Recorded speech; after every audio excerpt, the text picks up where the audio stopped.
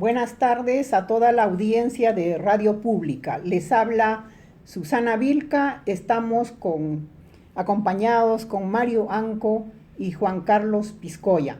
El día de hoy para tocar los temas referidos a un análisis, reflexión, propuestas para una sociedad justa. Como todos los fines de semana estamos tocando puntos de coyuntura actual en toda la región latinoamericana y sobre todo para tocar lo que sucede en el Perú.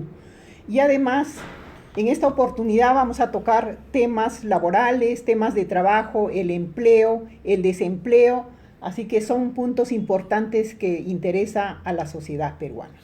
Vayamos a la primera parte, Juan Carlos y también Mario. Nuestra coyuntura actual en nuestros vecinos países de Chile, Bolivia y también Colombia. A pesar de que las aguas se calman, pero en Colombia las cosas todavía están que arden. Los grupos de indígenas están saliendo para apoyar todos estos movimientos y se convocan a sí mismos para venir cientos de indígenas hacia la capital, Bogotá. Muy buenas tardes, ingeniero. Buenas tardes, Mario. El día de hoy, 30 de noviembre, finalizando el mes, el 11º mes del 2019 y entrando pues a la última recta de este año para lo que es sería ya el mes de diciembre. Con respecto a lo que señalaba en cuanto a estas movilizaciones que se veían a nivel de Latinoamérica y que ya ahora se han focalizado solamente en Colombia, ¿no? A pesar de que hay una fuerte movilización, que el gobierno también ha actuado de alguna forma reprimiendo la movilización social, la ONU y algunos otros organismos internacionales se han pronunciado señalando de que este es un movimiento en Colombia específicamente distinto a los de Chile y a los de Bolivia, donde los organismos internacionales señalan o lo califican como movimientos netamente pacíficos. Entonces hay que saber también que estos comentarios posiblemente vengan o estén direccionados hacia cierta preferencia que podría haber a nivel de continente en cuanto a Colombia, con la participación pues de la línea neoliberal, como es catalogado o como se sabe que es Colombia en cuanto a su política interna. Con respecto a Bolivia, bueno, la reflexión en cuanto a el tema de Rusia, que reconoció a la presidenta Yáñez, ¿no? Donde ya le reconoce hasta hace una semana aproximadamente la condición de presidenta, y que de alguna manera causa sorpresa, puesto que Evo Morales, pues un presidente de izquierda, al no tener el reconocimiento por parte o al no declararse el rechazo a esta corriente contra Evo Morales por parte de Rusia, como que llama la atención y nos lleva un poco a reflexionar de el por qué. ¿Por qué en esta ocasión, en cuanto a Bolivia, Rusia toma partido o toma línea casi similar a la línea norteamericana? Y esto podría deberse al hecho de que Bolivia tenía una dinámica económica en cuanto a litio direccionada estrechamente con Alemania.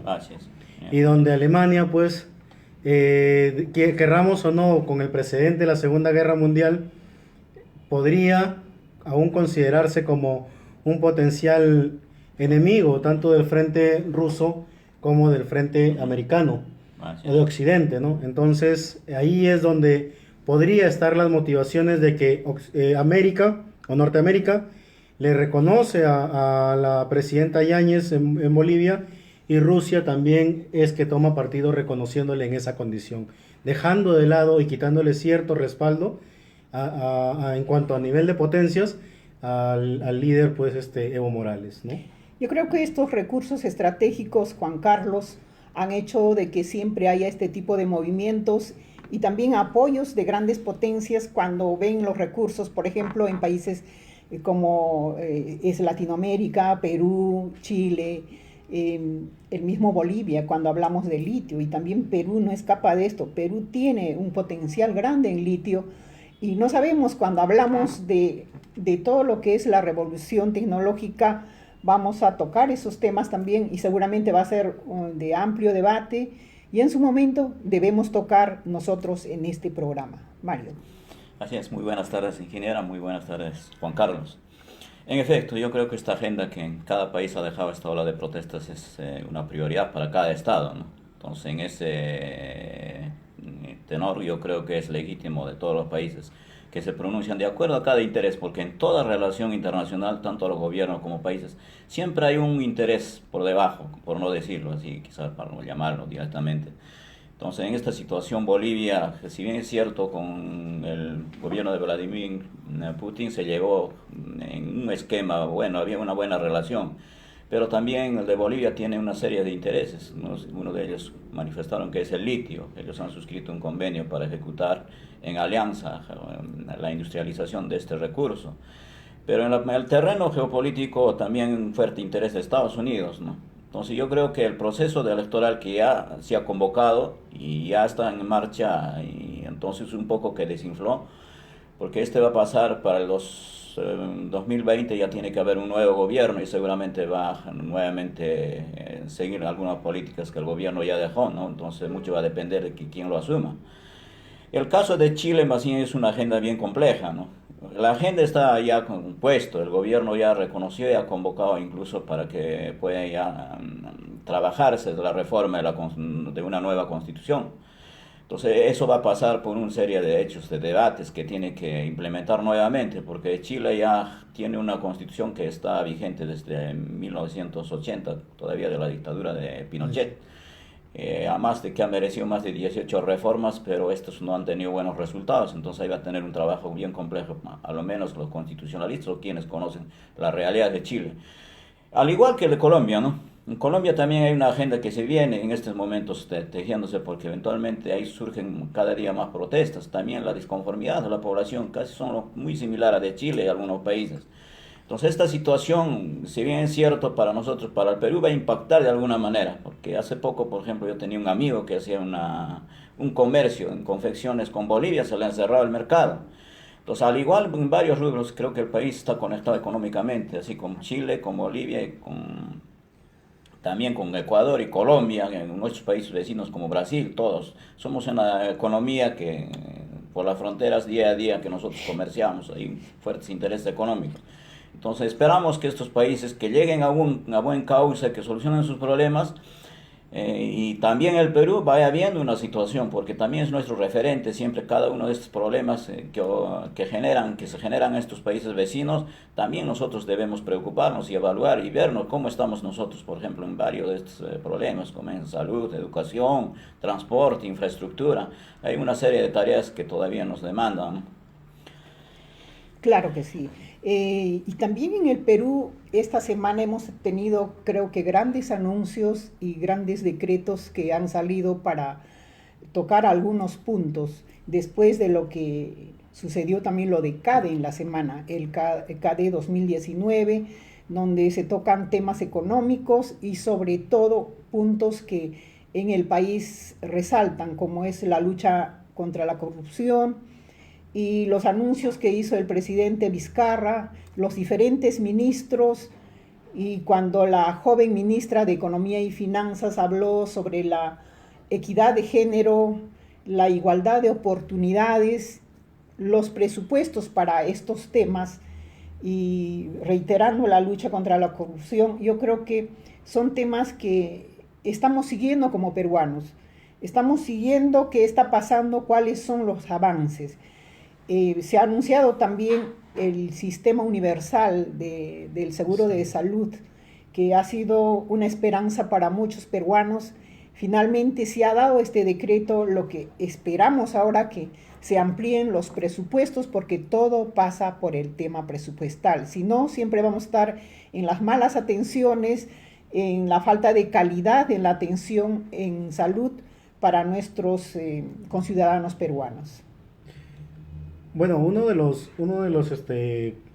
temas, creo que más resaltantes, es justamente este decreto que da inicio o da pase al aseguramiento universal, ¿no? Donde el Estado como meta se traza que todo peruano debe de contar con un seguro de salud, y aquellos que se encuentren en situación vulnerable o en una condición laboral de independientes deban pues acceder a lo que es el seguro integral de salud. Sin embargo, en esa intención de pretender de que todos los peruanos en todo el territorio nacional cuenten con acceso a la salud, implica que nos llevemos pues a cierto cuestionamiento, pues cómo va a ser o cómo se va a hacer para que, por ejemplo, salud gane sostenibilidad y se pretenda que asuman la carga de ciudadanos que no aportan al sistema, porque teniendo en consideración que el seguro de salud se rige por aportaciones, ¿no? En el caso de salud,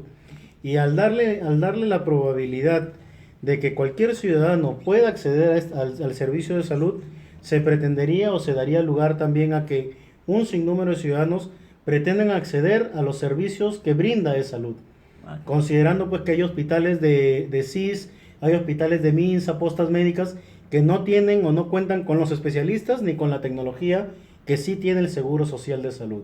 Sin embargo, teniendo por otro lado el hecho de que el Estado es el principal deudor de la seguridad social en el país, ¿no? Entonces, ¿cómo es que para el discurso, para la intención, en cuanto al objetivo político, podríamos tener una buena intención?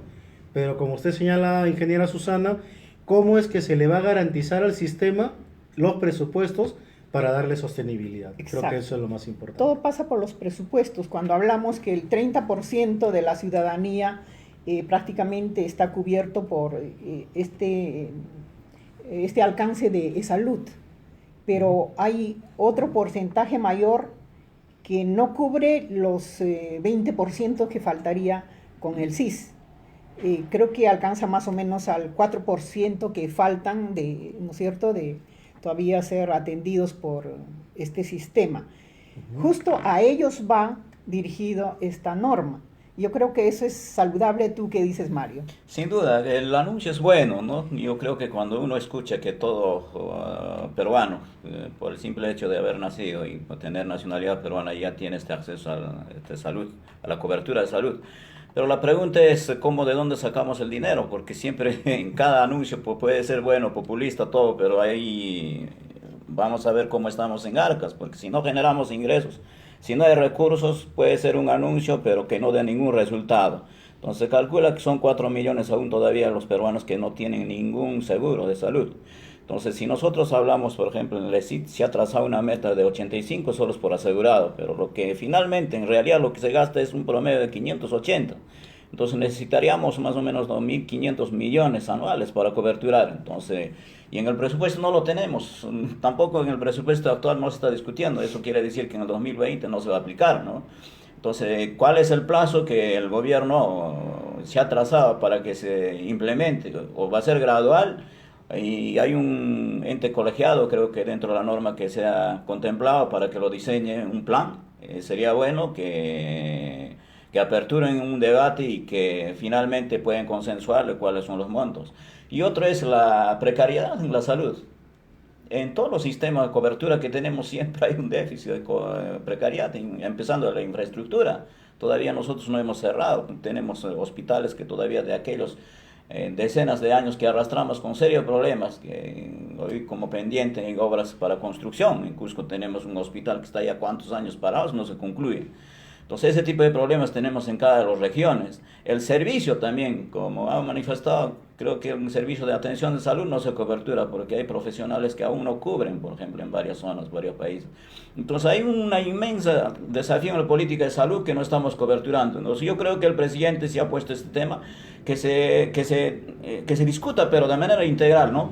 Puede ser un anuncio populista y quizás de repente por esta situación de un poco de bajón en su popularidad ya ha anunciado este tema, aunque ha sido anunciado el 28 de julio, pero esperamos que en los siguientes meses haya cierta más claridad, ¿no? Yo creo que sí, es un avance. Para empezar, creo que hay que verlo siempre desde un lado positivo, porque siempre partiendo de una base para ir avanzando.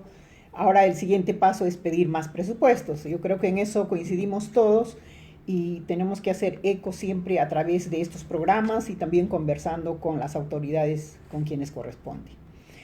Lo otro, que en Perú el día de hoy también salió otra resolución suprema referido a la constitución de una comisión consultiva del quinto Censo Nacional Económico de los años 2019-2020.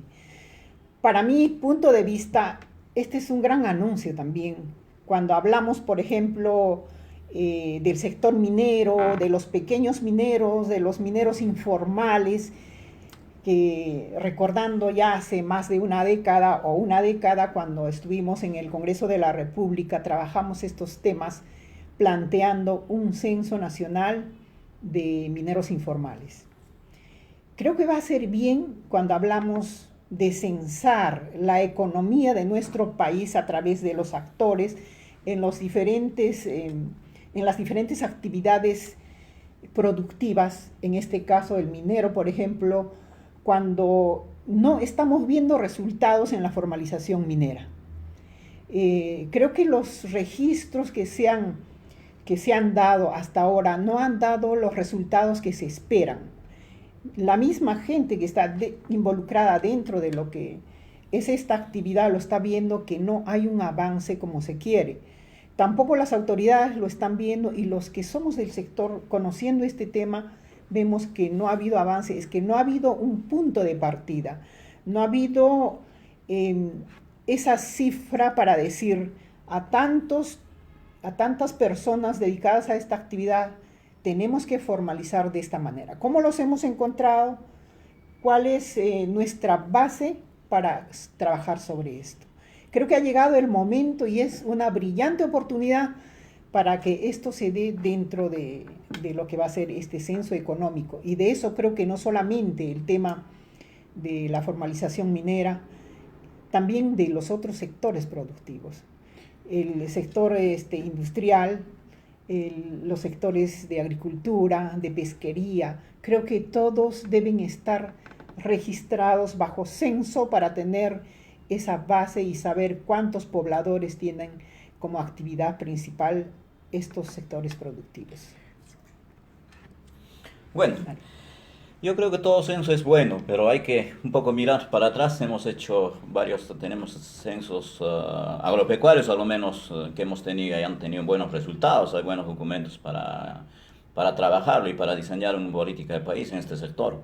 Hemos tenido censos, población y vivienda, pero la última experiencia ingeniera que hemos tenido da mucho que hablar, ¿no? Ha habido un problema, o sea, no hemos sido capaces de contarnos el número de pobladores, y hasta el momento el informe de INI es dudoso, con serios defectos. Entonces yo creo que siempre tiene que haber esta situación. Si vamos a trazarnos un censo, que se planifique bien, el equipo que va a conducir sea un equipo que esté mejor capacitado, y que la información que se levante también que esté bien alineado, bien relacionado a lo que es la actividad, porque nuestra economía es inmensamente informal, ¿no? Entonces este censo lo haría bien en transparentar y poner sobre la mesa algunos datos específicos, como son los ingresos de cada hogar, ¿no? Como estamos, porque todavía se está discutiéndose en estas alturas algunos reformas en el ámbito laboral, que posteriormente vamos a discutir un poco los problemas, y para eso queremos conocer, por ejemplo, a nuestro sector informal, cómo está en ingresos, cómo son las economías de las familias, de millones y millones de familias que no conocemos,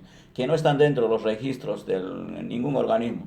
Entonces yo creo que es bueno la medida, pero como reitero, en la medida de que se haga bien el trabajo, ¿no? Si va a ser un trabajo que vamos a repetir la experiencia de 2017 de la población, y lógicamente va a caer para nada, porque no va a servir, porque no hemos sido capaces de contarnos, o sea, no hemos podido contarnos cuántos peruanos somos, ¿no? Y eso es increíblemente cierto, y en eso creo que ha habido un gran error, creo, de parte del gobierno, un descuido del organismo, en este caso no ha podido planificar. Bueno, en cuanto al tema de la garantía que se deben de brindar en cuanto al proceso, creo que eso es indiscutible, ¿no? Nosotros sí debemos de velar porque todo proceso que emprende el Estado con dinero público debe realizarse con la mayor eficiencia posible para generar la mejor información posible. En cuanto al tema político o de su necesidad de este censo que usted señala que ha sido oficializado el día de hoy, creo que sí es importante. O sea, un Estado que no conoce con qué recursos, con qué personas y en qué estado se encuentran sus empresarios, obviamente pues va a actuar en la incertidumbre, y creo que este tipo de acciones reduce esa incertidumbre, nos permite conocer en qué estado se encuentra el sector empresarial, en qué estado se encuentran los sectores productivos, cómo es que se viene, y va a dar paso también a un debate mucho más amplio sobre temas estratégicos y sumamente necesarios en cuanto a reformas que requiere el país. Creo que también es necesario el hecho de que se conozca o se vea cómo es que nos proyectamos en cuanto a la innovación, a los sectores que están siendo impactados por la automatización, por la innovación, cómo es que vamos a recibir todos esos escenarios de aquí a unos años y cómo es que nos estamos perfilando en torno a ello. Creo que un censo es sumamente bueno, nos permite conocer el estado en el que nos encontramos, sin embargo, pues reitero, las garantías para realizarlo pues son sumamente importantes. Yo creo que sí, este es un punto de partida para que se tomen acciones en políticas públicas en materia, por ejemplo, de empleo, en materia de cómo va la economía, por cuáles serían las decisiones para mejorar un sector u otro. Creo que va a ser magnífico cuando se hagan bien las cosas en materia de lo que ya se ha anunciado para que no se repitan algunos errores que hubo en el pasado. Son temas tan importantes, Juan Carlos, Mario, que debemos considerarlos y creo que depende de la opinión también de los peruanos para hacer las críticas constructivas desde estas plataformas como es este programa. Vamos.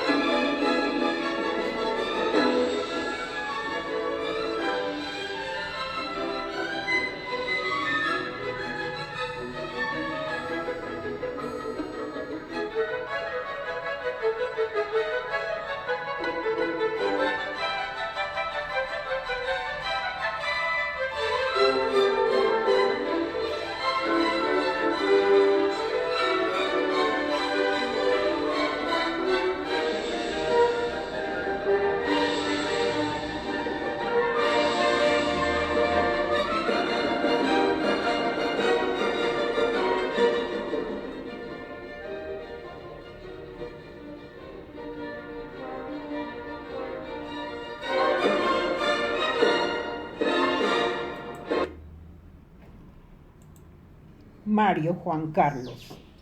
Habíamos anunciado que vamos a tocar este tema del desempleo y sobre todo la preocupación de muchos peruanos de tener acceso al trabajo, de tener la oportunidad por igual de muchos jóvenes, por ejemplo. Los anuncios que hacen tanto los ministros, el mismo presidente, los políticos, sobre este tema dan muchas esperanzas. Sin embargo, la realidad nos está mostrando en América Latina y dentro de ellos nuestro país que el 8% se encuentra desempleado. La Constitución lo dice en su artículo 22, que el trabajo es un deber y un derecho. Pero ¿cómo lo hacemos realidad para que esto no sea solamente un artículo de la Constitución o una palabra muerta? Creo que acá hay una gran tarea para los políticos, sobre todo, para hacer realidad el sueño, para mí, de muchos jóvenes, muchos profesionales, muchas personas que ya están en edad de trabajar, no las tengan. No todas las tienen, no hay esa oportunidad de accesar al trabajo y ahora esa es una preocupación, una queja permanente de muchos ciudadanos peruanos. Juan Carlos. Bueno, yo creo que el tema del desempleo va por quizás un compromiso con la ciudadanía en el hecho de planificar mejor los sectores productivos, haber planificado mejor la migración, ¿no?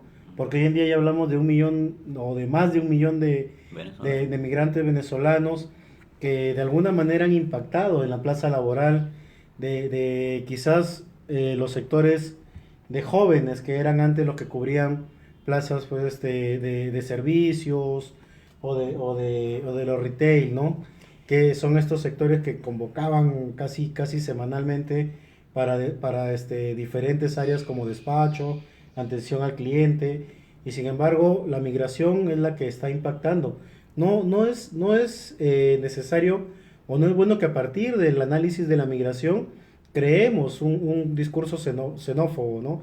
O en contra de los migrantes, no, sino que más bien le exijamos a la autoridad que planifique mejor las condiciones, que si vamos a acomodarnos, si vamos a ser un país receptor de migrantes, debemos de planificar mejor. ¿Qué pasa? Que los migrantes tienen más empleo en el país hacia donde migran. Por ejemplo, el Perú, cuando recibimos a colombianos, venezolanos, ellos tienen más oportunidad, más empleo, y esto a veces crea esa xenofobia que tú mencionas.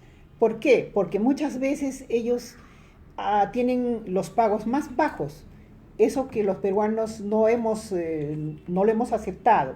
Entonces se ve que ellos tienen el mayor número de empleos. Por ahí nace toda esta pugna de tener el empleo que tanto ansían, sobre todo nuestra juventud. Sin embargo, también, ingeniera, va por el tema de cómo es que estamos formando a nuestros jóvenes, hacia dónde los estamos formando a nuestros profesionales y a nuestros técnicos. Muchos de los profesionales y de los técnicos egresan y no están capacitados en función a lo que demandan los sectores productivos, por ejemplo, ¿no? Hoy en día los sectores más importantes del país, la agroindustria, la minería, demanda de servicios quizás de diversa índole.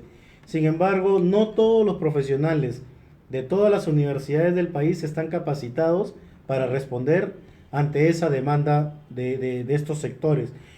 Está también el problema de leyes o iniciativas como lo que en algún momento fue la ley laboral juvenil, que la izquierda o los sectores de izquierda denominaran la ley Pulpín, y que a criterio personal, ¿no?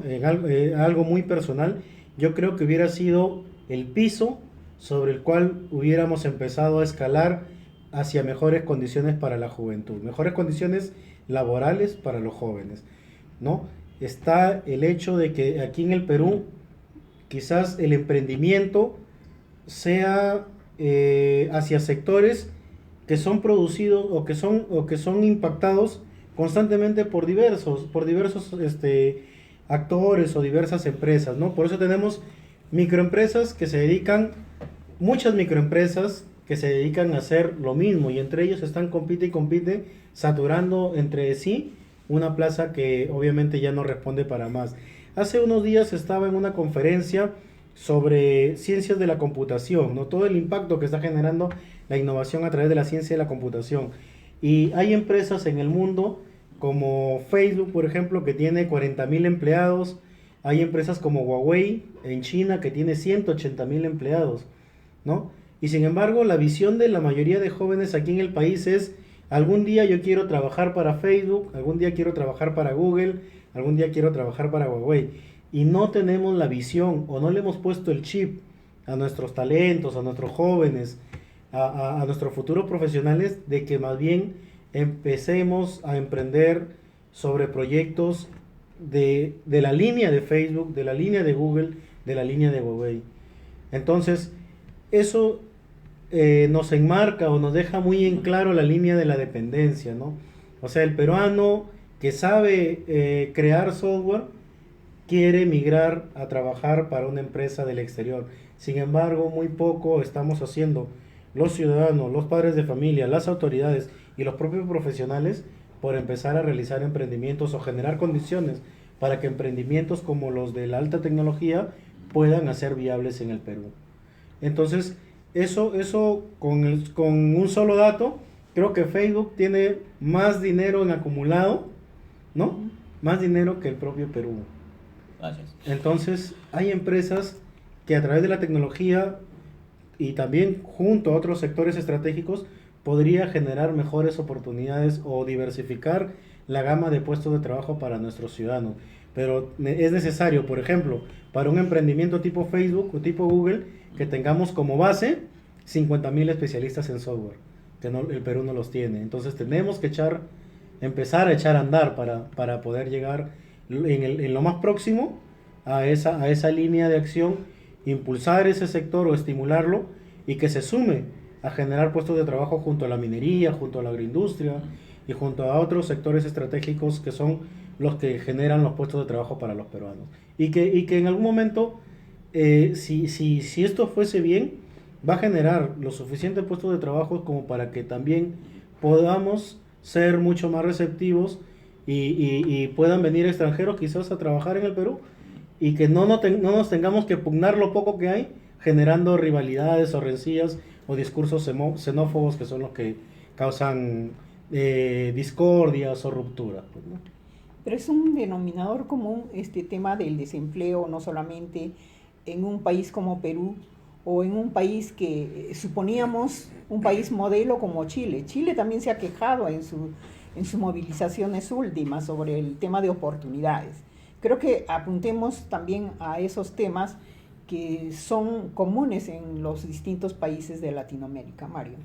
Así es. Bueno, creo que la forma de generarse riqueza es único, ¿no? O sea, la parte productiva siempre va a estar enlazada a la mano de obra. Eso ha sido una discusión todavía incluso más antes de la era industrial. Y han surgido serias batallas de lucha, incluso de sindicalismo, todo eso, y se van ganando algunos logros, como algunos derechos que hoy día conocemos en el ámbito laboral. Pero el hecho es de que nosotros hemos encontrado, varios países a lo menos en los últimos decenios hemos encontrado generar riqueza. O sea, hemos creado economías, muchas veces hemos crecido por encima de 5, como es en el Perú, en los últimos años hemos encontrado. Pero el reparto, la distribución no ha sido equitativo. Los trabajadores han sido quizás el sector más precario, más el que han pagado, por decir, el derecho de piso, ¿no? Entonces, ¿qué es lo que está fallando, ¿no? Entonces, siempre hay que ver, creo que es como una moneda de dos caras, ¿no? Si bien es cierto, el sistema laboral siempre te va a exigir a que se reconozcan los derechos de todos los trabajadores, porque no se puede precarizar algunos beneficios que tienen, pero a la vez también que se generen oportunidades, como has manifestado Juan Carlos, ¿no? Creo que es bueno que el país vea que afiance su política económica a fin de generar nuevos empleos, nuevas oportunidades en lo que la mano de obra, por ejemplo, de jóvenes pueden ingresar. Hoy día tenemos infinidad de tecnologías que te pueden abrir posibilidades. Conocemos de India, por ejemplo, un país que ha abierto bastante en el sector informático. Chino en tecnología creo que han desarrollado interesantes desafíos para el mundo. Algunos países están precarizándose también, pero están ingresando. Entonces, esta universalización de la mano de obra también te trae oportunidad. Entonces, pero eso no se puede cambiar sacrificando beneficios, ¿no? Recortando, por ejemplo, algunos beneficios que se ha logrado. Y es lamentable hoy día hablar, por ejemplo, de las 8 horas de trabajo, que se ha logrado todavía allá en 1886 con los héroes de Chicago, los mártires de Chicago, conocemos. En el Perú ha sido reconocido en el 1919, posteriormente. Y hoy día no podemos hablar, creo que es casi poco probable en la parte informal que trabajan los hombres 8 horas de trabajo, trabajan 12, 10 horas o 14 horas, quién sabe. Hace poquito hemos tenido una ingrata experiencia en el incendio de Nicoline, aquí en Avenida Argentina. 2 jovencitos encerrados en un container con candado, trabajaban prácticamente ya en un sistema esclavizado, y eso nos ha demostrado que cómo está nuestra situación, nuestra realidad. Entonces, no podemos taparnos el ojo o tapar con el dedo el sol. Hay una realidad inmensa como una deuda de la parte del sistema laboral que no se está viéndose.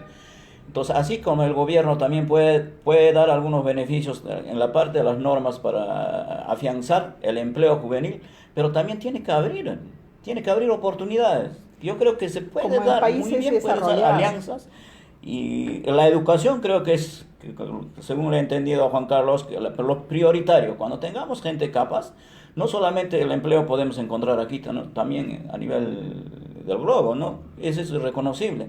Hoy día nuestros profesionales, por ejemplo, en el sector médico, Juan Carlos, usted conoce de esa línea, muchos de ellos, por ejemplo, ya asisten a nivel universal, o sea, se emplean, encuentran. Entonces hay médicos que van viajando ya de país en país a servir su trabajo, ¿no? Entonces yo creo que podemos hacer ese trabajo. Cuba lo ha hecho. Cuba, por ejemplo, es una economía muerta, no tiene productividad, o sea, no tiene industrias, no tiene. Pero ¿cómo se mantiene? Uno siempre se pregunta. Cuba suscribe convenios con varios países, a lo menos sus aliados, y envía inmensas, quizás el número de, en este caso, por ejemplo, médicos o educadores en todos los sectores, y ellos tienen una política de un poco quitarle la remuneración de ellos para llevar allá y para atender sus necesidades, ¿no? Pero tampoco nos vamos a copiar eso, pero sí la educación de Cuba es un digno de, quizás de verlo como un referente, porque si nosotros tengamos buenos profesionales o los niños que se educan hoy día reciban una educación de calidad, siempre van a encontrar oportunidades porque van a ser más competitivos laboralmente. Entonces yo creo que para el gobierno, tanto para todos los peruanos, hay una inmensa tarea con nuestros trabajadores de darle y de reivindicar sus derechos y a ver también brindar oportunidades. Creo que aterrizamos en el tema de educación cuando hablamos de mejores oportunidades, porque aquellos que estén muy bien capacitados siempre van a tender a tener esa oportunidad como lo hacen los grandes países desarrollados que están inclusive bajando el número de horas de trabajo. Inclusive están dando menos días de trabajo, ¿para qué? Un poco orientado para que atiendan sus familias y tengan más tiempo con sus familiares. Esto hace bien en los hogares cuando se le da más tiempo a los niños, sobre todo cuando están muy pequeños o están en la edad de la adolescencia, mayor tiempo de los padres con ellos. Y el otro tema es también el teletrabajo. Creo que esta es una salida que se da cuando hablamos de la tecnología que está avanzando bastante. Hay ciertos trabajos que se prestan como para efectivizar el teletrabajo. En el Perú tenemos menos de 1000 que ya aplican esta ley del teletrabajo, a comparación de México, que es más de 2,5 millones que ya lo aplican, como en Colombia 500,000. Creo que en ese tema debemos avanzar porque esto haría de que no se siga teniendo la necesidad de tener espacios para cubrir la presencia de sus trabajadores, dar la facilidad para que el trabajador también esté junto a su familia y a la vez esté trabajando. Creo que hay temas como estas las que se tienen que desarrollar y los políticos tienen que ir viendo para aplicarlas mejor. Nos vamos a una pausa para continuar con este tema del empleo y desempleo.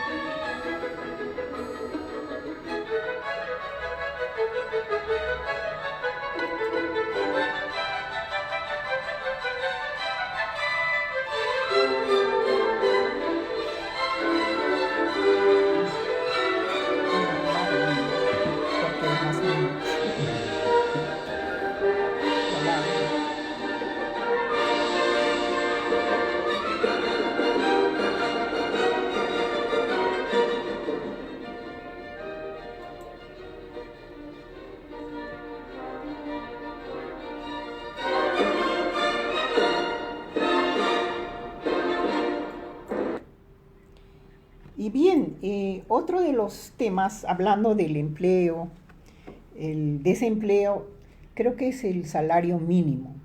Un tema que es tan importante cuando hablamos de cuánto Perú tiene como salario mínimo. Perú hoy está en 930, o sea, $283. Y nuestra canasta básica es 1515. Sin embargo, si hacemos una comparación, la cobertura de nuestra canasta solamente es el 56%. ¿Cómo cubrir el otro porcentaje que falta? Si comparamos con Bolivia, por ejemplo, Bolivia prácticamente tiene en dólares $300 como salario mínimo. Y su canasta es de 1071. Quiere decir que el 154% lo cubre, o sea, más del 100%. Tiene los más del 50% que tiene para ahorrar o para atender otras necesidades dentro de la familia, por ejemplo. Estas cosas nos hacen pensar, nos hacen dar un análisis, ¿no es cierto?, para qué salida se puede dar en estos temas, porque todo el tiempo siempre se ha reclamado, o sea, nuestro salario mínimo en el Perú es muy bajo, no cubre la canasta familiar. ¿Qué podemos decir a esto, Juan Carlos? Uno de los razonamientos que se desprendía hace unas semanas en cuanto a la propuesta de incrementar el salario mínimo vital era el hecho de que al aumentar el salario mínimo vital, las cosas en el mercado tienden a elevar su precio y eso genera un proceso inflacionario, ¿no? Entonces es correlacional. Te incrementa un poco más el salario mínimo vital, pero las cosas de la canasta familiar se van a incrementar su valor. Entonces, eso nos lleva a reflexionar. ¿Es el camino elevar el salario mínimo vital? Sin embargo, el hecho de tener mayor poder adquisitivo en el bolsillo hace que el ciudadano pueda generar una tendencia hacia la autorrealización mayor, ¿no? ¿Por qué? Porque va a poder cubrir ciertas necesidades que no necesariamente están vinculadas exclusivamente al tema de la canasta básica familiar. Este tema del salario está muy vinculado con el acceso a una buena alimentación, al acceso a una buena salud. Entonces, el hecho de que hace un momento hablábamos de estos jóvenes que eran explotados, ¿no?, en los containers de la Galería Nicolini y que quizás estos jóvenes estarían siendo explotados o laborando en esa condición por salario menor a lo que establece la norma, que es el salario mínimo vital. Entonces, tenemos un sector laboral que está dominado o ampliamente mayoritario, es informal. ¿Cómo podríamos impactar desde el sector público, desde el Estado, en ese sector que está al margen de la ley? ¿Cómo actuar, por ejemplo, si tenemos a los propios fiscalizadores de SUNAFIL, que es la superintendencia que se encarga de fiscalizar? A ellos mismos los tenemos haciendo huelga, exigiendo pues mejores condiciones laborales. Entonces, eso demanda de soluciones mucho más elementales, mucho más estructurales, y también exige que se actúe de alguna manera pues de forma sistémica. O sea, la solución hay que verla de forma sistémica. Hay que ver el hecho de que conversábamos la semana pasada con Mario y con usted, ingeniera, donde decíamos pues que muchas veces el Estado peruano ha emprendido campañas, ¿no?, para llevar los productos autóctonos de nuestra agricultura, llevarlos hacia mercados internacionales, como es el caso de la quinoa. Y sin embargo, desabastecieron la quinoa del mercado interno y la quinoa, que antes costaba, por decir, 5 soles, 7 soles, llegó a costar hasta 25. Y el poblador de salario mínimo vital, que posiblemente antes consumía quinoa, cuando se dio esa campaña donde supuestamente llegamos a ser primeros en exportar quinoa, ya dejó de consumirla. Le quitamos de su mesa al pobre ese producto para poder llevárselo al mundo. Entonces, ¿qué tan estratégicos estamos siendo desde el Estado, considerando también que muchos de los productos que promocionamos en el mundo, causando el desabastecimiento en la mesa de los pobres peruanos, están siendo copiados también por el mundo, haciéndonos a un lado nosotros? El tema de la maca, por decir, ya en China, las estrategias que viene desarrollando China para sembrar arroz con agua de mar. Y que eso de aquí a unos años va a impactar. Se nos adelantan. Se nos están adelantando. O sea, lo que nosotros le estamos llevando, ellos están, que lo recepcionan, nos desabastecen y encima nos están adelantando para dejar de depender de nosotros. Entonces, estamos siendo estratégicos en el Perú. Al desabastecernos de productos que son propios de la canasta básica familiar, le estamos haciendo un favor importante a los pobres del país. Estamos generando trabajo con salario digno. Es el camino también aumentar el salario mínimo vital. Entonces nos lleva a un sinnúmero de interrogantes que creo que deberíamos de trabajarlo a un alto nivel de técnicos, o en el Perú debería trabajarse con un alto nivel de técnicos y exigir pues una solución sistémica, ¿no? Que se dé una solución integral al problema de mejores salarios, de acceso a mejor alimentación, de que este salario permita mayor poder adquisitivo, y que obviamente pues todos procesos de promoción del potencial agrícola del país esté acompañado también por sobre cualquier intención de garantizarle a los propios peruanos y al país, por una razón de Estado, seguridad y defensa, ¿no? Creo que eso es seguridad, defensa y desarrollo. Creo que sobre esos pilares debería de actuarse en todo momento. Así es, Mario. Bueno, yo estuve trazando una línea histórica de la remuneración mínima vital. Cuando se cambió el INTE, cuando teníamos una inflación extraordinaria en el periodo de gobierno de Alan García entre 1985 a 90, quizás una historia muy nefasta económicamente para el país. Terminamos con los INTES sumamente inflados, ¿no? Que se cambiaban, por decir, prácticamente casi $1.000.000 en dólar en ese tiempo. Entonces, con el presidente Fujimori se cambió a Nuevo Sol, y a partir de 1991 rigió el Nuevo Sol. Entonces, en ese momento el salario mínimo comparado en dólar era $40.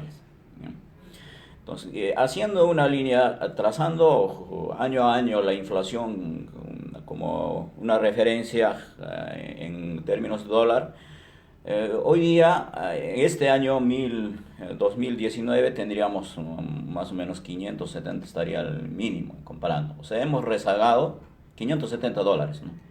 El mínimo. Eso nos indica más o menos 1.800 soles, un poco más. Entonces, eso sería en términos comparativos. O sea, eso sería el nivel ahora. Claro, en términos comparativos, viendo la inflación y también en el dólar, porque hay que ver dos cosas para el salario mínimo. Uno es la inflación, que efectivamente precariza los ingresos. Cuando la inflación es mayor, entonces el dinero que gana siempre va a ser menos y cada vez va a perder su valor. Y el otro es comparativamente la guerra de los dólares, ¿no? Como tenemos una divisa que siempre está abierta a nuestras fronteras, entonces el dólar va a impactar nuestra capacidad adquisitiva. Porque quieras no quieras, nosotros importamos y exportamos bienes, ¿no? Entonces siempre están vinculados los bienes, tanto alimenticios o cualquier otro bien en el país. Entonces ese también deteriora o afianza también el poder adquisitivo de cada hogar, ¿no? Entonces en esos términos yo creo que reflejando, manifestó de 1.500 más o menos la canasta, yo creo que representaba ese margen, ¿no? Entonces 1.800 un poquito más quizá, pero yo creo que mínimamente hoy día el salario mínimo debería estar por encima de eso. Quizá el nivel de desigualdad en la remuneración es otro factor, ¿no? También hay una clase media que, por decir un mínimo, pero que tienen ingresos mayores. El sector minero, por ejemplo, es un hecho que su promedio de ingreso es 5.000 soles. Ese es lo que en promedio, lo que reflejan las estadísticas, que son más o menos 180.000 trabajadores en el sector minero que directamente están remunerados por el sector minero, pero el sector minero necesita altamente una mano de obra calificada, como la ingeniera conoce, pues ahí no entra incluso. Y por eso incluso el que mayor demanda al sector minero es varón, es empleo varón, al igual que la construcción. Construcción también se remunera regularmente, pero también demanda hombres. Entonces hay, por ejemplo, el sistema laboral, lo que representa la paridad, pierde la mujer, ¿no? Porque en términos, pues, siempre en algunos sectores va a demandar mano de obra de varón, por el mismo hecho de demandar fuerza, ¿no? Y en lo general, creo que el salario de las mujeres siempre está Es debajo. menor, es menor. Y ese es otro de los temas Entonces, también ¿dónde que está se la tiene que trabajar. situación, ingeniera, por ejemplo? En el sector agroindustrial o agroexportación que nosotros llamamos, se emplea más mano de obra femenina. Entonces siempre se pregunta, incluso muchos de nuestros amigos aplauden eso, ¿no? Dicen que la mujer está trabajando, pero no ven una realidad de que no hay mucha oferta en la parte de varones, porque como ofrecen menos, porque tiene una regulación especial, el de la promoción agraria, que precariza la remuneración. Entonces muchas veces las mujeres aceptan porque no hay varones, porque los varones cobran más, por decir 50 la jornada, 50 soles. Y como ellos están ofertando un poco de 40, 35 o 30 soles a veces, entonces a veces la mujer se emplea porque encuentra una labor, pero eso no quiere decir que esté bien pagado. Entonces yo creo que tiene que haber en la parte de regulación también un poquito de afianzar siempre una forma de dar una posibilidad de que mejore esta forma de empleo en el sector, a lo menos en los sectores más vulnerables, que son mujeres, que En son jovencitos, que manufactura, están en sobre todo, pasa también esto, ¿no? personas mayores también, a partir de los 50 para más prácticamente ya no contratan también. Entonces así tan como los jóvenes también no pueden conectarse muy Accesar. rápidamente, también la gente mayor a veces se queda desempleado y muchas veces ya no encuentra. Por ejemplo, yo encuentro en algunos países se afianzan también como políticas para empleo de mayor, de acuerdo a sus actividades que desarrollan. Entonces yo creo que el sistema laboral es inmenso, una tarea también como una agenda que nos queda para debatir, ¿no?, en los Así siguientes temas. Incluso señalabas, Mario, el tema de la persona de la tercera edad.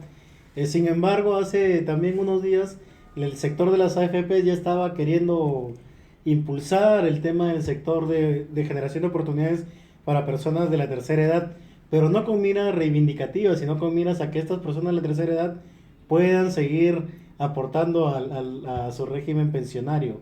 Entonces, por ese lado, hay iniciativas en el país como Starbucks que ya está empleando personas de la tercera edad para atención al público, ¿no? Que quizás es uno de los primeros caminos. Tú señalabas el sector agroindustrial como un sector que emplea a mano de obra femenina. Sin embargo, pues el sector agroindustrial o el sector agrícola, por ejemplo. en el caso de la agricultura, el trabajo es por tareaje. Pues no te vas a sembrar el arroz y te ponen, creo que como medio kilómetro para que te pongas a sembrar ramita por ramita, y eso es extremadamente pues agotador.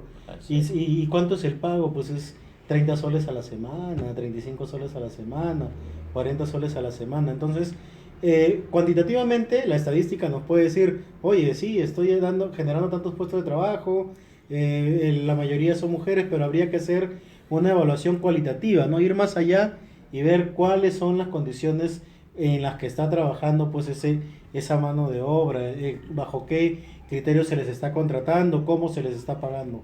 Entonces, tú señalas que es un tema muy amplio, yo también coincido con ello. Sin embargo, pues tribunas como estas son importantes porque permiten pues un diálogo de diversas visiones, y que obviamente pues enriquece en la opinión, que se pueda forjar la opinión pública, la ciudadanía. Así es, creo que tiene diferentes ángulos este tema del empleo, el tema laboral. Hay muchos puntos que tocar, por ejemplo, el tema legal, el tema de normas que atañen a la parte del derecho laboral, por ejemplo. Es un tema muy amplio. Yo creo que hay estadísticas que van a señalarnos muchos resultados y nos van a mostrar también cuáles son las debilidades. Bueno, yo creo que siendo un tema amplio, vamos a tener que volver a tocar, pero ya vistos desde otro ángulo, para seguir trabajando en estos temas y pueda esto también servir, como digo, a los actores de las mejoras en estos temas sobre todo del Ejecutivo y del Legislativo, que seguramente algunos nos están escuchando, y sobre todo en esta etapa preelectoral. Exacto. Nos gana el tiempo, así que pido tus palabras finales, Mario. Bueno, gustoso acompañarnos en este horario.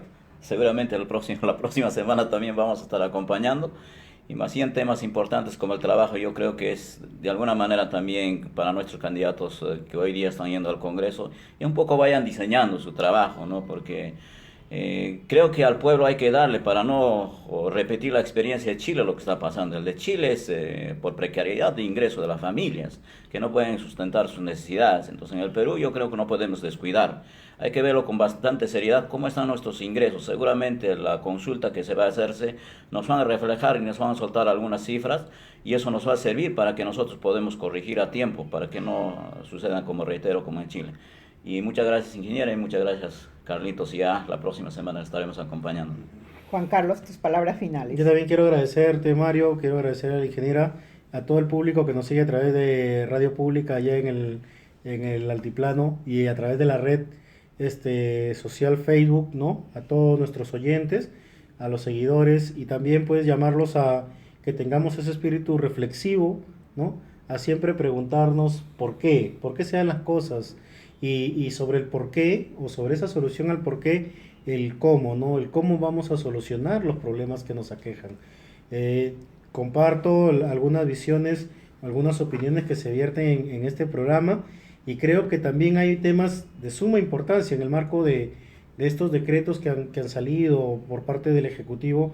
Hay un decreto que es el que da pase a la construcción de las obras que se encuentran paralizadas o en situación de arbitraje, y que es un tema también que nos debe llamar al debate. Posiblemente en la próxima edición lo vamos a tratar, qué impacto genera, e invitarlos a seguirnos, a estar quizás en una próxima edición mucho más activos, a opinar, porque eso es importante, es necesario, y de alguna manera pues a contribuir con el debate y el diálogo de este programa.